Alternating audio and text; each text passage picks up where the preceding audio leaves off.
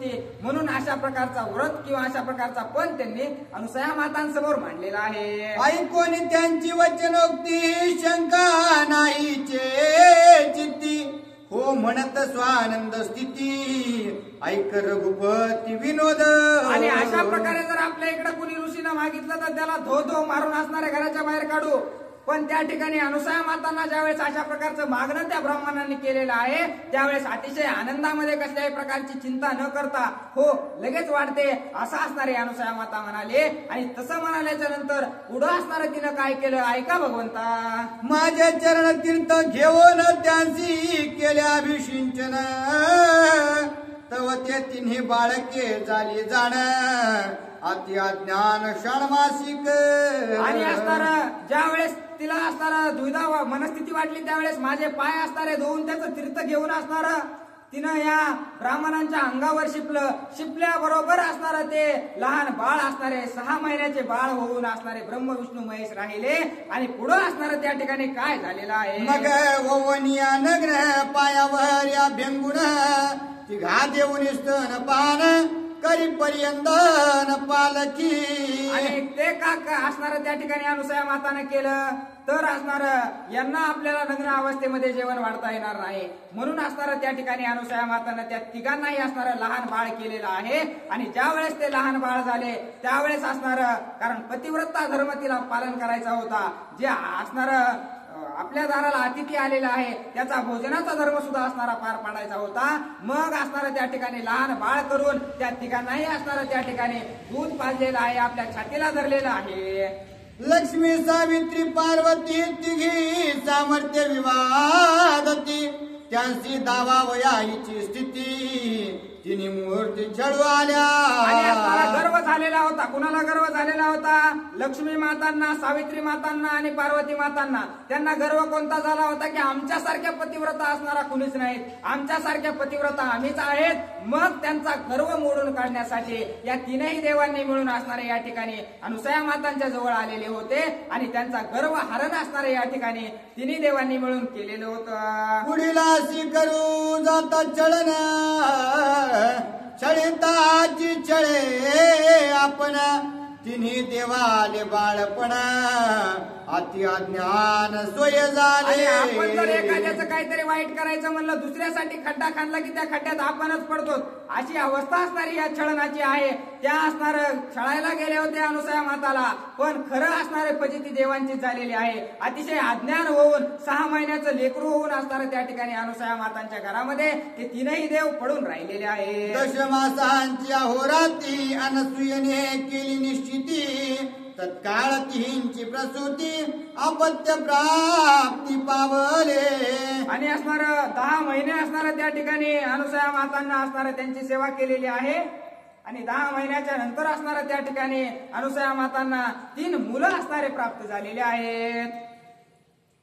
अतिशय भोगित्या पत्ती याला ज्यापत्य म्हणती स्वविष्ठा सोयेंची वडिती ते बाळत्व प्राप्ती तिन्ही देवा.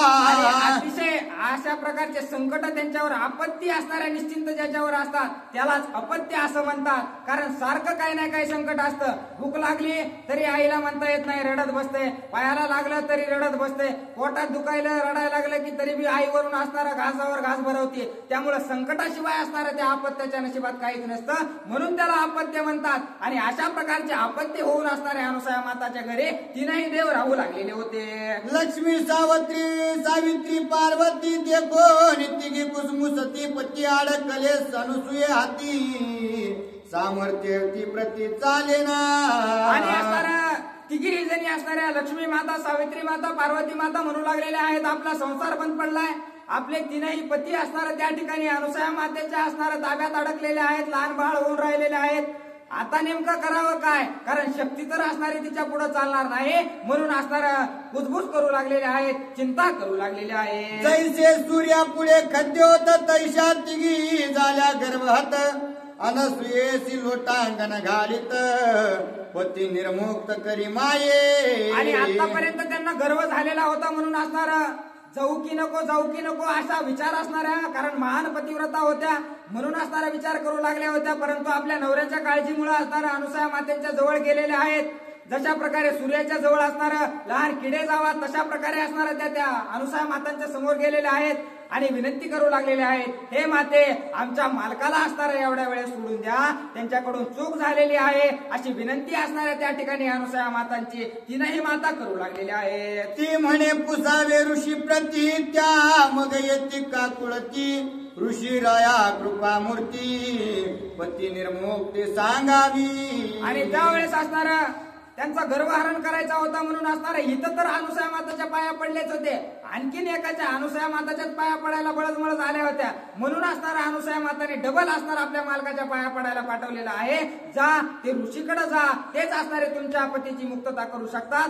असं बोलल्याच्या नंतर परत असणार त्या अत्रि ऋषींच्या जवळ आलेले आहेत. दर्शन घेऊन आमच्या मालकाला मुक्त करा, आमचा संसार असणारा चालू करा अशी विनंती त्या तीनही माता अत्रि ऋषींची करू लागलेल्या आहे. अनसूया पतिव्रता शिरोरत्न माझे लागून अज्ञापन तिघांचे हरोनी अज्ञान केले सावधान सुखरूप. आणि ज्या वेळेस अत्रि ऋषींची असणारी विनंती त्या ठिकाणी केलेली आहे, सर्व गर्व असणारा त्या तिघींचाही निघून गेलेला आहे. गर्व निघून गेल्याबरोबर असणारा अत्रि ऋषींनी तिघांनाही असणारा त्या ठिकाणी पूर्व अवस्थेमध्ये केलेलं आहे. सर्व देव असणारे बाळ होते, त्यांना असणाऱ्या ब्रह्मदेवांना त्यांचं रूप दिलेलं आहे, विष्णुदेवांना त्यांचं रूप दिलेलं आहे, महेशाला म्हणजे महादेवांना सुद्धा असणारा त्यांचं रूप असणारं अत्रि ऋषींना वापस दिलेला आहे. केले अनसूयेचे स्तवन तिघे पुत्र झाले जाण अत्रि गोत्री उत्पन्न ब्रह्म आपण चंद्र झाला. आणि त्या अनुसूया मातेला 3 पुत्र झालेले आहेत. त्या 3 पुत्रामध्ये असणार एक असणारा ब्रह्मदेव जे होते ते असणारे चंद्राच्या रूपाने असणारे त्यांनी त्या अनुसूया मातेच्या पोटातून जन्म घेतलेला आहे.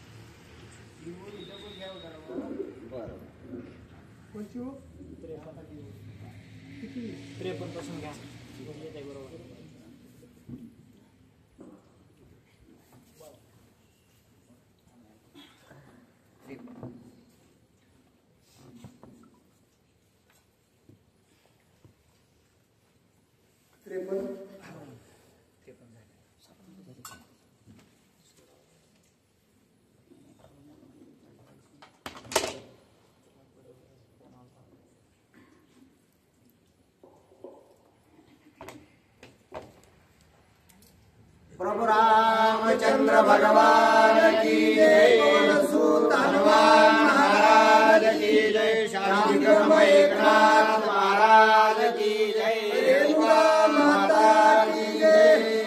श्री गणेशाय नमः. श्री सीतारामचंद्राय नमः. केले अनुसूयाचे स्तवन तिघे पुत्र झाले जाणो अत्रि गोत्री उत्पन्न ब्रह्मापान चंद्र झाला. प्रभु रामचंद्र भगवान की जय. पतिव्रता असणारी अनुसूया, या अनुसूयाची महती स्वतःच्या पतीने भगवंतासमोर म्हणजे प्रभू रामचंद्रासमोर सांगितलेली आहे. कारण ती पतिव्रता होती. आपल्या बाया म्हणजे पतिवाचका, पतीला वाचका कधी आणायची याची संधी पाहणाऱ्या. तशाच या तिन्ही देवांच्या सुद्धा ज्यांना वाटत होतं की आपणच महान पतिव्रता आहोत, त्या सुद्धा आपल्या पतीला संकटामध्ये टाकून पतिवाचकाच आणलेला आहे. म्हणून या देवांची, तिन्ही देवांची फार मोठी अवस्था या ठिकाणी झाली आणि त्यांना सोडवण्यासाठी त्यांच्या पत्न्या ज्यावेळी आल्या त्यावेळी अत्रि ऋषीच्या आज्ञेनं या तिन्ही देवांना पूर्ववत करण्यात आलं. त्यावेळी ते तिन्ही देव प्रसन्न झाले आणि त्यांनी आम्ही तुमच्यावर प्रसन्न आहोत वर मागा म्हणल्यानंतर अत्रि ऋषी आणि त्यांच्या पत्नीनं वर मागितला की जसं तुम्ही 10 महिने आमच्या घरी बाळ होऊन राहिलात असं तुम्ही तिन्ही जणांनी आमच्या घरी जन्म घ्यावा आणि आमची मुलं म्हणून या ठिकाणी राहावं. त्यावेळी तिन्ही देवांनी त्यांना वरदान दिल्यामुळं की तिन्ही देव त्या ठिकाणी त्यांचे मुलं म्हणून निर्माण झालेले आहेत. त्यावेळी असणारे जे भगवान शंकर आहेत, हे जे कोपाग्नी असणारे दुर्वास ऋषी आहेत, त्या दुर्वास ऋषीचा अवतार भगवान शंकराने घेतला. त्यानंतर ब्रह्मदेवाने जो चंद्र आहे त्या चंद्राचा अवतार घेतलेला आहे आणि जे स्वतः भगवान श्रीहरी विष्णू आहे त्या श्रीहरी विष्णूने तिन्ही मूर्ती असणाऱ्या दत्तात्रयाचा अवतार घेतलेला आहे.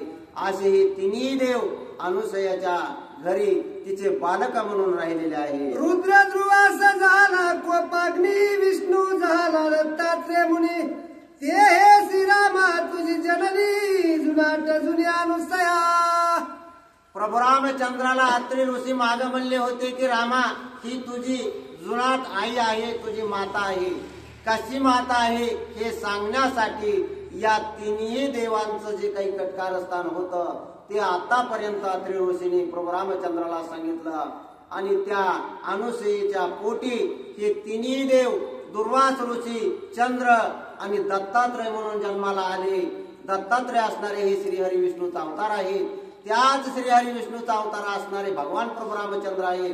म्हणून अत्रि ऋषी रामाला म्हणू लागलेले आहेत की रामा ही तुझी जुनाट माता आहे. म्हणजे अगोदरची ज्यावेळी दत्तात्रयाचा जन्म घेतला होता त्यावेळीची असणारी अनुसया तुझी माता आहे. हे तुझी आधी माता सत्यमानी श्रीरघुनाथा हिचे चरणी ठेवीत माता तुम्हा निर्भता वनवासी. अत्रि ऋषी म्हणू लागले हे रामा ही तुझी आई आहे. आईचं दर्शन घे, तिच्या पायावरती मस्तक ठेव आणि मस्तक ठेवल्यानंतर ती जो काही तुम्हाला आशीर्वाद देईल त्या आशीर्वादाची एवढी तुम्हाला शक्ती प्राप्त होईल, एवढं बळ तुम्हाला मिळेल की तुम्हाला जे 14 वर्ष वनवासामध्ये राहायचं आहे त्या 14 वर्षाच्या काळामध्ये तुम्हाला कसलंही संकट येणार नाही. आणि जरी संकट आलं तरी आपल्या आईच्या आशीर्वादाने ते निश्चितच तुम्हाला तारून नेणार असेल. म्हणून अत्रि ऋषी म्हणतात की रामा ही तुझी जुनाट आई आहे, तिचं तू दर्शन घे आणि आशीर्वाद प्राप्त कर. अनुसया परम पतिव्रता हिने अनुग्रहिली सीता तुम्हासी वनवासी असता भय सर्वता असे नाही. ही तुमची आई आहे, तुम्हाला तर ती आशीर्वाद देणारच आहे. परंतु या अगोदरच सीतेला ती असणारी अनुसया तिने अनुग्रह दिलेला आहे. म्हणजे सीता सुद्धा तिची शिष्य आहे. शिष्य म्हणजे मुलाप्रमाणे आहे. तुम्ही जसं मुलाप्रमाणे तिला आहात तशीच सीता सुद्धा मुलाप्रमाणे आहे. तिला सुद्धा तिचा आशीर्वाद प्राप्त झालेला आहे. आणि तिच्या आशीर्वाद प्राप्तीने तुम्हाला वनामध्ये असताना कसल्याही प्रकारचं संकट येऊ शकणार नाही. ज्या ज्या पावाल भयासी ते निर्भय तुम्हासी ज्या ज्या पावाला पेशासी आपेसी असी जगद्वंदे. तुम्हाला वनामध्ये जे जे काही संकट येतील त्या संकटाची तुम्हाला भीती वाटणार नाही. कारण तुमच्या पाठीमाग या पतिव्रता शिरोमणी असणाऱ्या अनुसूयेचा आशीर्वाद आहे. त्यामुळे तुम्हाला त्या संकटाची भीती तर वाटणारच नाही, परंतु आलेलं संकट सुद्धा तिच्या कृपाशीर्वादाने निघून जाईल. तिघे राहो त्रिरात्र फळमुळांचा त्यादर ते कोणी सीतेचा निर्धार सुखा पार अनुसयसी. अशा प्रकारे राम लक्ष्मण सीता या अत्रि अनुसयेच्या आश्रमामध्ये 3 दिवस मुक्कामाला राहिलेले आहेत. या 3 दिवसामध्ये अत्रि ऋषी, अनुसया माता, राम लक्ष्मण सीतेचा जो संवाद झालेला आहे त्या संवादाची कथा आतापर्यंत झालेली आहे. या 3 दिवसामध्ये राम, लक्ष्मण आणि सीता एवढ्या आनंदामध्ये होते, इतक्या मजेमध्ये होते की त्यांना आपण वनवासाला आलो याच दुःख वाटलं नाही किंवा चिंता सुद्धा त्यांना वाटली नाही. अभिनंदन या ऋषीसी नमस्कार अनुसयसी श्रीराम निघाला दंड कारण्यासी राक्षसासी अंतक. या 3 दिवसाच्या दोघांच्या आशीर्वादानंतर प्रभू रामचंद्र, लक्ष्मण आणि सीता पुन्हा नमस्कार केला आणि दंडकारण्यामध्ये वनवासाला जाण्यासाठी निघाले. आश्रम वन समेळी अग्निहोत्राची नव्हाळी पाहता यागाची शुद्ध शैली श्रीराम वनस्थळी विचारता. राम लक्ष्मण अत्रि आश्रमापासून दंडकारण्याकडे जाऊ लागलेले आहेत. जात असताना अत्रि ऋषीच्या आश्रमाच्या शेजारी अनेक ऋषी आश्रम करून राहत होते. त्या आश्रमामध्ये अनेक प्रकारचे यज्ञ चालत असत. त्यामुळे ठिकठिकाणी यज्ञकुंड होते. अतिशय सजवलेले असणारे ते यज्ञकुंड आणि नित्य नेमाने होत असणारा त्या ठिकाणचा यज्ञ, त्याचबरोबर त्या ठिकाणची प्रसन्नता त्या ठिकाणचं रम्य अशा प्रकारचं वातावरण आणि प्रसन्न असणारी त्या ठिकाणचं हवामान पाहत पाहत राम लक्ष्मण सीता पुढे जाऊ लागलेले कोट्य आहे. त्रिरात्र कोट्य पंचरात्र कोट्य वस्ती सप्तरात्र कोट्य राहोनी एक रात्र गमनी तत्पर श्रीराम रस्त्याने जात असताना ज्या ठिकाणी ज्या ऋषीचा आश्रम लागेल त्या आश्रमामध्ये जायचं, ऋषीचं दर्शन घ्यायचं, त्या ऋषीचा आदर सत्कार घ्यायचा आणि त्या ऋषीच्या म्हणण्यानुसार कुठं 1 दिवस मुक्काम करायचा, कुठं 2 दिवस, 3 दिवस, 7 दिवस, जेवढ्या दिवस ते ऋषी ठेवून घेतील तेवढ्या दिवस राम लक्ष्मण सीता त्या आश्रमामध्ये राहत असत, त्यांचा आशीर्वाद प्राप्त करून घेत असत आणि पुन्हा दंडकारण्याच्या मार्गाने दक्षिणेकडे जाऊ लागले. पुढे देखील दुर्गम वन परती गज सिंह व्याघ्र हरीण सस्य साड्या व्रक जंबू कगान घेवणी प्राण परताती. असं बऱ्याच अंतरावरती राम लक्ष्मण सीता आलेले आहेत, अनेक ऋषींच्या भेटी घेत आलेले आहेत आणि तसंच पुढे जाऊ लागलेले असताना राम लक्ष्मणाने पाहिलं तर त्या वनामध्ये एक विचित्र अशा प्रकारची परिस्थिती त्यांना दिसू लागलेली आहे. जे असणारे हिंस्र प्राणी आहेत, जे एकमेकाला मारून खातात, ते मैत्री करून म्हणजे एक सोबत पळू लागलेले आहेत. जसं की हत्ती आणि सिंह, हत्ती दिसला की सिंह त्याच्यावर झडप मारतो आणि त्याला मारून खातो. वाघ दिसला की गाईला हरणाला मारून खातो. परंतु राम लक्ष्मण या ठिकाणी वेगळं पाहू लागलेले आहेत. वाघ, सिंह, कोहला, हरिण अशा प्रकारचे एकमेकाला मारून खाणारे प्राणी, परंतु मैत्रीपूर्ण एका सोबत एक रस्ता दिसल तिकडं पळून जाऊ लागलेले आहेत. हे मारावे गज थाट ते का परती एक वाट व्याघ्र फोडी ती हरिण कंठ ते का समसगाट परताती. अशी विचित्र परिस्थिती पाहिल्यानंतर रामाला आश्चर्य वाटू लागलं. या सिंहानं शेजारच्या हत्तीला मारून खायचं सोडून दोघही एक सोबत पळू लागलेले आहेत. वाघानं हरणाला मारायचं सोडून दोघही एक सोबत पळू लागलेले आहेत. असं नेमकं या ठिकाणी काय विशेष आहे किंवा हे आश्चर्यपूर्वक या ठिकाणी पाहण्यास काय येत आहे असं राम लक्ष्मणाला वाटू लागले. श्रीराम म्हणे लक्ष्मणासी महत् भय दिसे श्वापनासी विसरून यावर भावासी अत्याक्रोशी परताती. राम लक्ष्मणाला म्हणू लागलेले आहेत की लक्ष्मणा, अरे पहा हे कसे प्राणी एका मागे एक पळू लागलेले आहेत. वैरभाव विसरलेले आहेत आणि वैरभाव विसरून हत्ती, घोडे, सिंह, लांडगे, कोल्हे, सायाळ अशा प्रकारचे जे वनामध्ये राहणारे प्राणी आहेत, हे प्राणी एक सोबतच हे वन सोडून दूर दूर पळून जाण्याचा प्रयत्न करू लागलेले आहेत. या ठिकाणी निश्चितच या प्राण्यावरती काहीतरी भीतीयुक्त किंवा भीतीदायक घडत असावं आणि त्यामुळं ते भीतीने घाबरून पळून जाऊ लागलेले आहे. या शिवाचे काय कारण आयुष्य विचारिता रघुनंदन तव विराजे धावन सीताहरण पै केले. राम म्हणू लागले की लक्ष्मणा, अरे असं काय झालेलं असल की हे असणारे हिंस्र पशु एकमेकाला मारून खाणारे पशु परंतु मैत्रीपूर्ण असल्यासारखं पळून जाऊ लागले आहे. फार जीवात जीव धरून पळू लागलेले आहे. कशामुळे यांना अशी परिस्थिती निर्माण झाली असेल, काय झालं असेल असं विचार करीत करीत राम लक्ष्मण त्या प्राण्यांच्या पाठीमाग वेगाने जाऊ लागलेले आहेत, झपझपा जाऊ लागलेले आहेत. तेवढ्या वेळेमध्ये सीता काहीशी पाठीमाग अंतरावरती राहिली आणि त्या सीतेला एका विराट नावाच्या राक्षसाने पकडलेला आहे. श्रीराम लक्ष्मण सीता मागे होती आपण सीतेचे जे कोणी सुंदरपण विराधी हरण तत्काळ केले. राम आणि लक्ष्मण त्यांचं सगळं लक्ष त्या पाळणाऱ्या प्राण्याकडे गुंतलेलं आहे. त्यांच्या डोक्यामध्ये एकच विचार आहे की हे प्राणी पळून का जाऊ लागलेले आहेत, जीव वाचवण्यासाठी हे का प्रयत्न करू लागलेले आहेत. तेवढ्या अवधीमध्ये या विराधानं सीतेला धरलं आणि सीतेला धरून तो म्हणू लागला की सुंदरी, तू कोण आहेस?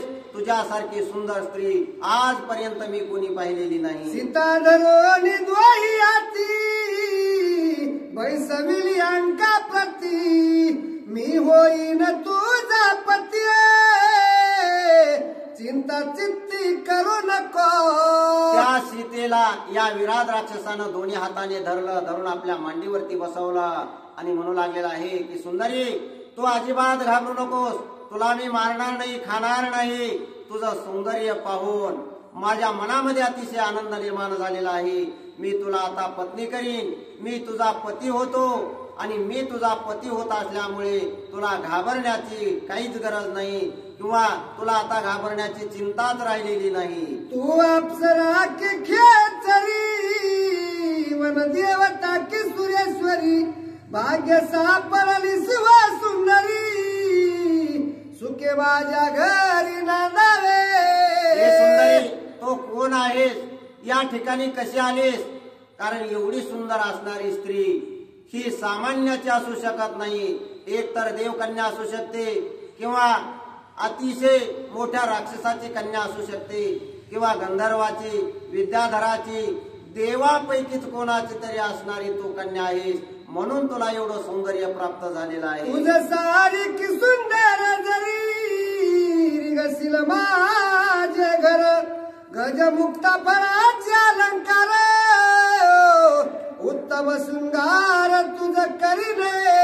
हे सुंदरी तू सुंदर तर आहेसच आणि तुझ्या भाग्यानं, तुझ्या योगानं किंवा तुझ्या नशिबानं तू माझ्याकडे आलेली आहेस आणि आता तुझं भाग्य उजळणार आहे. माझी का तू पत्नी झालीस तर तुला कुठल्याही गोष्टीची मी कमतरता भासू देणार नाही. माझ्याकडे अनेक मौल्यवान जड जवाहिरे, रत्न, माणिक, मोती अशा प्रकारच्या वस्तू आहेत. या सर्व वस्तू मी तुला देतो, सर्व प्रकारचे अलंकार मी तुला देतो आणि अगदी मजेत आनंदामध्ये तू माझी पत्नी म्हणून या ठिकाणी जोडीली सुंदर कांता उल्हास राक्षसाचे चित्ता परित्यासी संख्ये नासिता श्रीरघुनाथाचे निबळे. त्या राक्षसाला वाटायला लागलं की एवढी सुंदर स्त्री आता आपल्याला मिळालेली आहे, हिला आपली पत्नी करावं. या आनंदामध्ये तो काय काय बोलू लागलेला आहे. परंतु सीता मात्र त्याच्या बोलण्याला भीत नाही, घाबरत नाही किंवा त्याच्या म्हणण्याला ती कसल्याही प्रकारचा होकार देत नाही. श्रीरामाच्या बाणा पुढे विराट राक्षस केवळ बापुढे मज नेईल कोणी कडे मरण रोकडे पावेल. कारण सीतेला भीतीच वाटत नव्हते. भीती वाटू नये म्हणूनच अनुसयेने तिला अनेक प्रकारचे वस्त्र अलंकार दिलेले आहेत आणि आशीर्वाद दिलेला आहे. त्या आशीर्वादाच्या शक्तीमुळं सीतेला त्या असणाऱ्या विद्रूप अशा राक्षसाची भीती वाटत नाही. उलट ती मनामध्ये म्हणू लागलेली आहे की अरे राक्षसा, रामाचा जर का बाण सुटला तर तो बाण तुझा जीव घेईल. तो बाण सुटल्यानंतर तुला कुणीकडे पळावं, कुठं लपावं हे कळणार नाही. एवढा तीक्ष्ण आणि न सोडणारा बाण रामाचा आहे. वन अत्यंत गुण घाले पुढे गेले श्रीराम लक्ष्मण त्यासी विराट नदी पडे सीता दोघे जण देखती. या विराट राक्षसानं सीतेला धरून ठेवलेला आहे. सीतेला तू माझी पत्नी हो म्हणू लागलेला आहे आणि सीताही त्याला बोलू लागलेली आहे की राक्षसा, अरे माझा पती असणारा राम पुढे गेलेला आहे, तो एकच बाण मारीन आणि तुझा प्राण घेईल. इकडे हे दोघं बोलण्यामध्ये गुंतलेले आहेत आणि तिकडे राम लक्ष्मण त्या प्राण्यांचं जे काही पळणं आहे हे कशासाठी आहे, काय त्यांच्यावरती संकट आलेलं आहे हे पाहण्यासाठी झपाझप पावलं टाकत पुढे गेलेले आहे. अनुग्रहिली सीता तिस भय नाही सर्वता ते स्मरे श्रीरघुनाथ पाव कृपावंता श्रीरामा. त्यामुळे सीतेमध्ये आणि राम लक्ष्मणामध्ये बरचसा अंतर पडलेला आहे. रामाचं आणि लक्ष्मणाचं लक्ष तिकडेच गुंतलेलं आहे आणि सीता या राक्षसाच्या तावडीमध्ये सापडलेली आहे. परंतु अनुसयेने जो अनुग्रह दिलेला आहे, जो मंत्र सीतेला दिलेला आहे, तो मंत्र सीता म्हणू लागलेली आहे. घाबरून न जाता ती त्या मंत्राचा उच्चार करून राम राम राम राम असं म्हणू लागलेले आहे. ऐकता श्रीराम स्मरण राक्षस झाला कंपायमान म्हणे नको करू स्मरण वचन तीक्षण मजबादी. सीता अनुग्रह दिलेला मंत्र राम राम म्हणू लागलेले आहे. त्यावेळी हा असणारा राक्षस घाबरून गेलेला आहे, भीतीने थरथरा कापू लागलेला आहे आणि म्हणू लागला, हे सुंदरी, तू राम राम म्हणू नकोस. तू राम म्हणलीस की माझ्या काळजात बाण मारल्यासारख्या मला वेदना होतात. तू ते नाव घेऊ नको, त्या नावामुळे मला भयंकर त्रास होतो. ऐसे ऐकोनी सीतेचे वचन परतले श्रीराम लक्ष्मण परिगुण गहन मावन सीता दर्शन नव्हे त्यासी. इकडे ज्यावेळी सीतेने राम नाम स्मरण करायला सुरुवात केली, राम राम म्हणायला सुरुवात केली, ते राम नामाचं स्मरण भगवान प्रभू रामचंद्राच्या कानावरती गेलं आणि रामाने मागं वळून पाहिलं. मागं वळून पाहिल्यानंतर त्यांना सीता दिसत नाही. राम म्हणू लागले आहेत की लक्ष्मणा, सीता कुठे आहे? लक्ष्मण कोपला उद्भट बाण सोडो निघन दाटे वनचे दोन्ही केले सपाट देखील पापिष्ट विराधे. लक्ष्मणाने मागं पाहिलं तर सीता कुठं दिसत नाही. लक्ष्मणाला राग आलेला आहे आणि रागाने लक्ष्मणाने धनुष्यावरती बाण लावला आणि ज्या रस्त्याने आले होते त्या रस्त्याला पाठीमाग बाण सोडला. त्या बाणाने रस्त्यावरती जे काही झाडं झुडप आलेले होते ते सगळे तुटून पडलेले आहेत. मार्गावरचे सगळे झाडं तुटून पडल्यामुळे तो असणारा पर्वतासारखा महाबलवान पाण देहाचा राक्षस लक्ष्मणाच्या दृष्टीस राक्षस देखील अति क्रूर पर्वतोपम महाथोर वक्र नासिक वक्र वक्र कपाटोदर दुर्दर्शे. मार्गावरचे सगळे झाड तुटले आणि तो विराट राक्षस लक्ष्मणाला स्पष्टपणे दिसू लागलेला आहे. जसा एखादा पर्वत उभा राहावा त्या पर्वतासारखा हा असणारा विराट राक्षस. त्या राक्षसाचं लांबलचक असणारं नाक वाकडं झालेलं आहे, तोंडही वाकडं झालेलं आहे. म्हणजे विद्रूप आणि विचित्र भीती वाटावी अशा प्रकारचं रूप त्या विराट राक्षसाचं लक्ष्मणाने अष्टमहासिंहाची मडी सुळी खोचवणी खांदी कावडी मृग व्याळ चितळे बापुडी मारी कोळी श्वापदांच्या. तो राक्षस पहाडासारखा उभा राहिलेला आहे. त्याच्या खांद्यावरती लांबलचक एक काठी आहे. त्या काठीला एकीकडून 8 असणाऱ्या मोठमोठ्या सिंहाचे मुंडके तुडून लटकत उभे आहेत. पाठीमाग वाघाचे, हरणाचे, चित्त्याचे अशा प्रकारे मुंडके त्या असणाऱ्या काठीला लोंबकळत आहे. त्यामधून टिप टिप टिप टिप रक्त थपकत आहे. अशा प्रकारे ते मुंडके एका खांद्यावरती घेतलेले आणि एका हातामध्ये सीतेला धरलेलं त्या विराट राक्षसानं हे लक्ष्मणानं पाहिलेलं आहे. सदंत गजांची सिरे गज चर्मे थब थबी तिरुदिरे बारोनी पंच पंच व्याघ्रे खांदी क्रूरे क्रूरे वाही जेती. त्याच्या खांद्यावर अनेक प्राण्यांची तोडलेली मुंडके आहेत. त्यामध्ये हत्तीचे आहेत, सिंहाचे आहेत, वाघाचे आहेत, हरण, ससे हे तर कित्येक आहेत. परंतु जे मोठमोठे बलवान प्राणी आहेत यांचे सुद्धा मुंडके त्याच्या खांद्यावरती आहेत आणि त्यामधून रक्त टिप टिप टिपकत आहे. जीवाला तांबडी लखलखीत नेत्र दिसत्या त्या रक्त भूता भूता करावयांत सवे धावत वनासी. भयानक विद्रोह दिसणारा काळा भिन्न तो विराट राक्षस आणि त्या तोंडामध्ये लळलळ करणारी जीभ लोंबकळत आहे. त्याचे 2 असणारे डोळे विस्तवासारखे लाल बुंद दिसत आहेत. अशा प्रकारचा तो असणारा राक्षस या लक्ष्मणाने पाहिल्यानंतर काय झालं? विराडे जे कोणी श्रीराम लक्ष्मण मग सीतेस. विराडे दे कोणी श्रीराम लक्ष्मण मग सीतेसी पुष्य हे दोघे कोण श्रीराम भरताना धीर लक्ष्मण माझी सोडवान करवाल्या. त्याच वेळी या विराधानं सुद्धा राम आणि लक्ष्मणाला पाहिलेला आहे.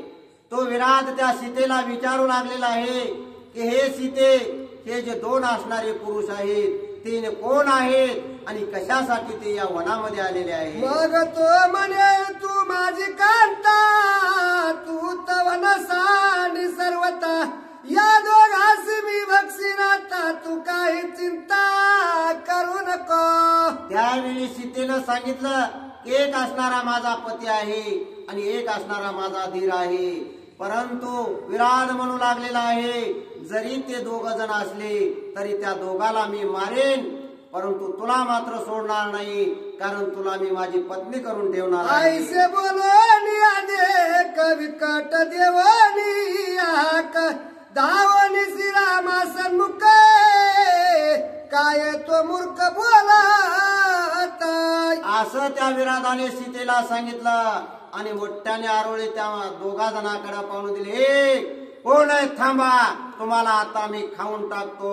म्हणून तो विराट धावून राम लक्ष्मणाकडे गेलेला तुम आहे. सवे सुंदर सीता, तेव ते तव झाली माझी कांता, तुम्हासी मी न मारी आता, पळावे जीवित वाचवणी.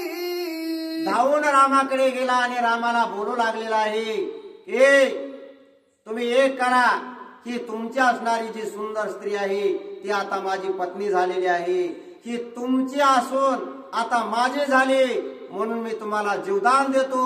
तुम्ही आता जीव वाचवायचा असेल तर तुम्ही दोघ जण या ठिकाणावरून पळून जा. तुम्ही म्हणाला युद्ध करीन तरी मी चणार दे मारीन, तुमचे रुधिर प्रासीने मांस बक्षीन स्वानंद. तुम्ही आता या ठिकाणी जास्त वेळ थांबू नका, ताबडतोब या ठिकाणाहून निघून जा.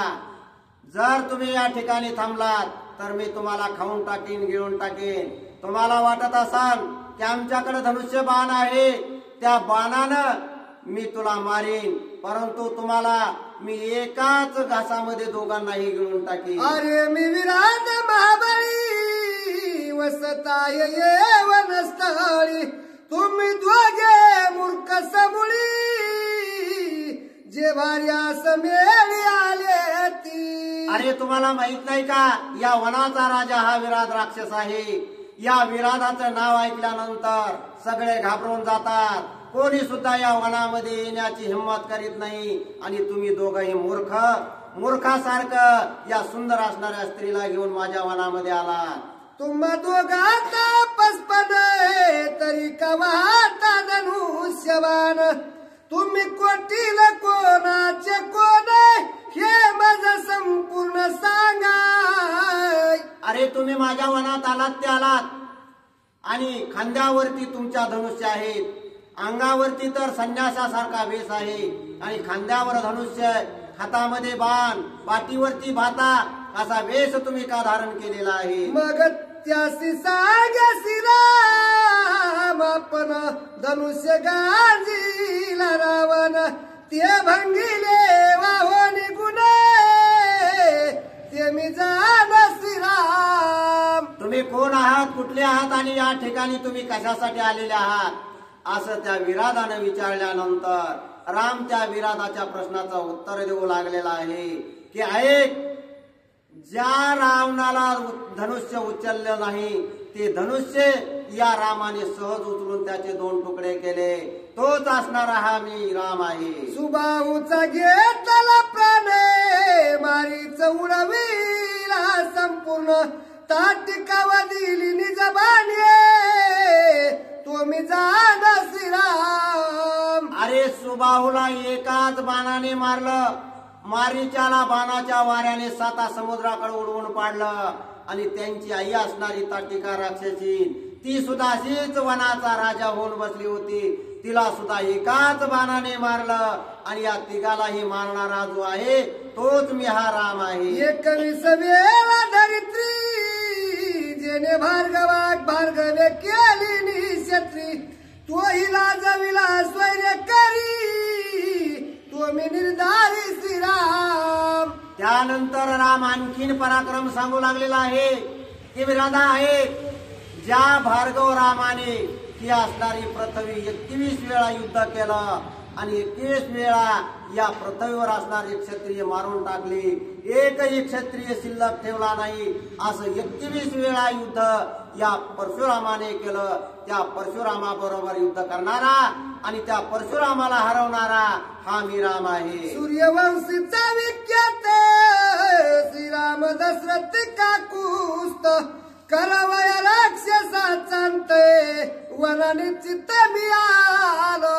तोच हा असणारा मी राम सूर्यवंशामध्ये सूर्यकुळामध्ये दशरथ नावाचा राजा होऊन गेला आणि त्या दशरथाच्या पोटी जन्म घेतलेला हा राम या वनामध्ये असणारे जे राक्षस आहेत त्या राक्षसाच्या कुळाचा समूळ नाश करण्यासाठी खांद्यावरती धनुष्य घेऊन या वनामध्ये आलेलो आहे. सीता माझी निजवधू आणि लक्ष्मण माझा धाकटा बंधू, तू कोण राक्षस सबंधू मुळानुवादू मज सांगे. आणि याच रामाचा असणारा हा धाकटा बंधू लक्ष्मण आहे आणि तुझ्यापाशी असणारी सुंदर स्त्री याच रामाची पत्नी सीता आहे. विराधा, माझा परिचय तुला करून दिलेला आहे, आता तुझा परिचय काय आहे तो सांग. तव राक्षस मनसी रघुनाथ आहे, जगाद नाम्य माझा पिता, शतरदा माझी निज माता, विराध मी तुमच्या घाता करीन. ज्या प्रकारे रामाने आपला पात्र परिचय दिला त्याच तोडीस तोड हा विराट नावाचा राक्षस पात्र परिचय देऊ लागलेला आहे. तो म्हणू लागलेला आहे, जगाद नावाचा माझा पिता आहे आणि शत्रदा नावाची माझी आई आहे आणि त्या दोघांच्या पोटी जन्माला आलेला हा विराट नावाचा राक्षस आहे. आईशी ऐकत वचन लक्ष्मण शोभला दारुण, धनुष्य वाहनी गुणे तीक्ष्ण बाण सोडिले. अशा प्रकारचं त्या विराट राक्षसाचं रोखोक उत्तर ऐकल्यानंतर लक्ष्मणाला मात्र राहावलं नाही. त्याला राग आला आणि रागाच्या भरामध्ये लक्ष्मणाने हातामध्ये धनुष्य घेतला आणि भात्यामध्ये असणारा बाण एका हातामध्ये घेऊन धनुष्यावरती लावलेला आहे. कंकपत्री बृहपत्री सुवर्ण पुंक चौधरी भेदले राक्षसाचे जिवारी, त्याने तो भारी क्षोभला. धनुष्यावरती लक्ष्मणाने बाण लावला आणि त्या विराट राक्षसाच्या दिशेने सोडला. असे एका मागून एक अनेक बाण लक्ष्मणाने विराधावरती सोडले. त्यामध्ये कंकपत्र नावाचा बाण आहे, बहिरपत्र नावाचा बाण आहे, सुवर्णपत्र नावाचा बाण आहे.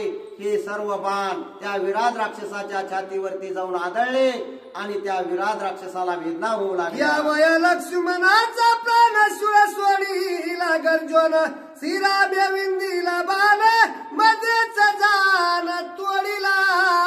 बाण छातीवरती लागल्यानंतर त्याला वेदना झाल्या, परंतु त्या लक्ष्मणाला प्रत्युत्तर म्हणून त्या विराट राक्षसाने आपल्याकडचं शस्त्र जो सूळ होता तो सूळ अतिशय द्वेषाने आणि रागाने लक्ष्मणाला मारण्याच्या उद्देशाने फेकलेला आहे. सवेची श्रीराम पजान विरादासी पाचारुण, रुक्म पुंक सोडिला बाण अति तीक्ष्ण धगधगी.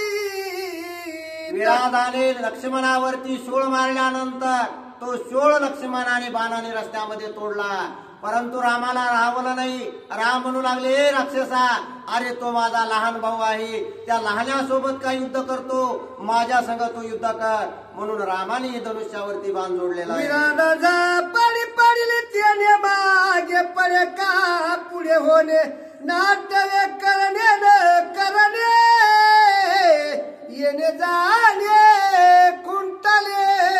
रामाने ज्यावेळी धनुष्यावरती बाण जोडला आणि त्या विराधाच्या दिशेने सोडला त्यावेळी त्या धनुष्याच्या दोरीचा एवढा कडकडाट झालेला आहे की त्या कडकडाटाच्या आवाजाने विराट राक्षसाचे कान सुन्न झाले.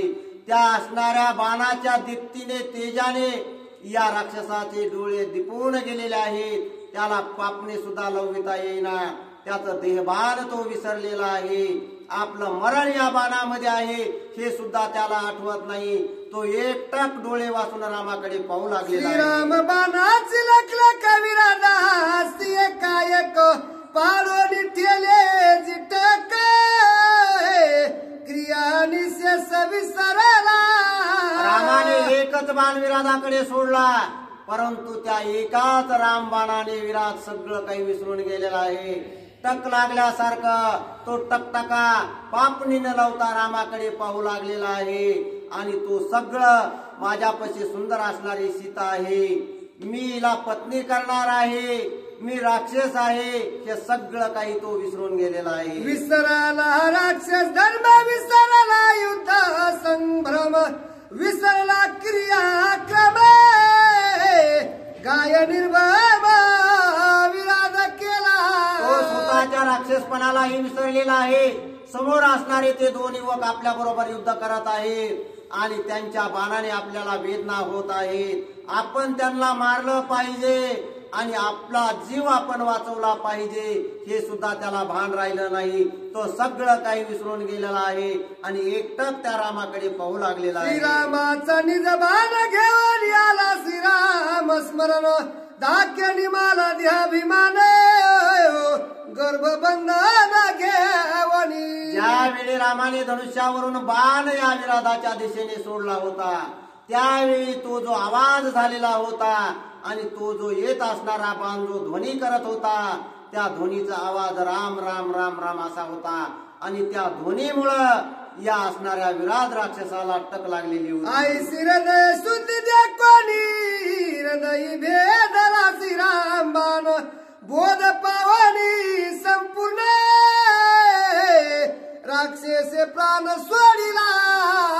तो राम राम म्हणत येत असणारा बाण या विराधाच्या दिशेने आला आणि विराधाच्या छातीवरती लागला.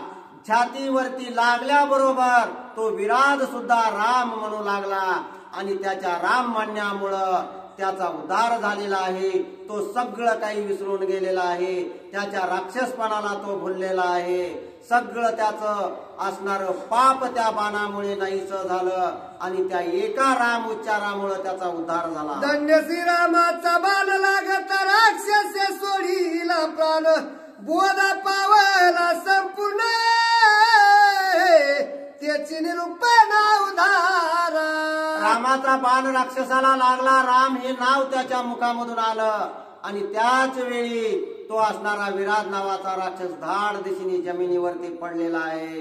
परंतु तो राम बाण लागल्यामुळं तो विराट राक्षस जो राक्षसत्वाला पावलेला होता त्याचा उद्धार झाला. तो सगळं काही विसरून गेला आणि त्याला ज्ञान प्राप्त होऊन त्याला स्वतःचा असणारं आत्मज्ञान प्राप्त झालं आणि मग त्याला कळायला लागलं की आपण राक्षसत्व पावलेलो होतो आणि फार वाईट निंदे कर्म आपण केलेले आहेत, परंतु या रामबाणाने आपला उद्धार झाला आणि आपण आता या राक्षसत्वापासून मुक्त झालेलो आहोत. म्हणून राम नाम स्मरण करणं अतिशय महत्वाचं आहे. ज्याला राम नावाचा बाण लागला तोही या विराधासारखा मुक्त होतो, हे निश्चित अशा प्रकारचं आहे. प्रभू रामचंद्र भगवान की जय.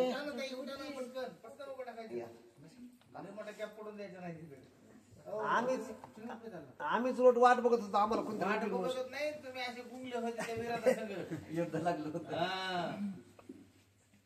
मग आता उठी ते मग उठी ते मग जाऊ द्या, 5 बस नेऊन घाला आपण बी, कशाला ताण वगायचं. एक तर कधी यायचं नाही मग आल्या कशा. या दोघी जणी